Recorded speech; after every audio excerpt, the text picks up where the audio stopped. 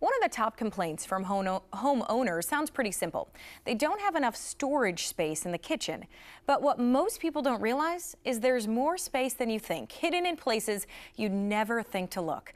And one man who knows how to maximize your cabinets is msaunders, the owner of Shelfgenie of Columbus. So welcome back, Michael. Thanks, Robin. Great to be here. Today we are talking about something called styles. And it's not somebody's decorating sense in this case, right? So what is a style? The style is that centerpiece of wood between your two doors on your cabinet. So when you open your doors, you have that kind of piece that's right in the middle. That's what that is, right? That's called a style. Okay, so are styles there to do anything, or do they have a purpose?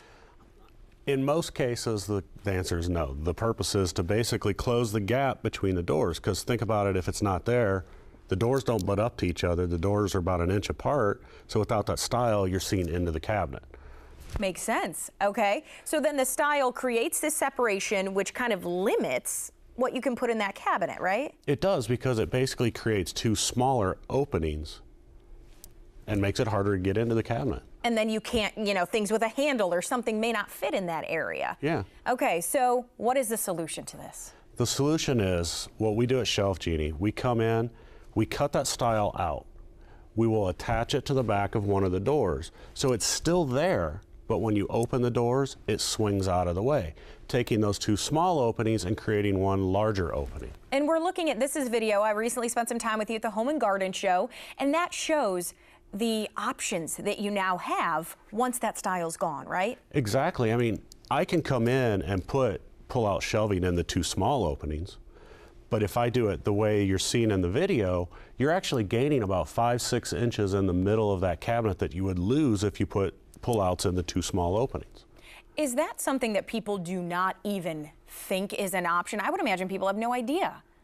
3 years ago, nobody really knew. They were amazed when we come in and say we could do this.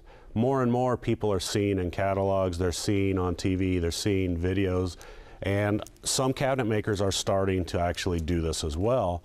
So it's becoming more known than what it was before. Well, let's talk about your shelving, because once you come in and you put those in, how sturdy are they? How much can they hold? They'll hold 100 pounds when fully extended. So there's pretty much nothing in your kitchen that you can't put on these shelves.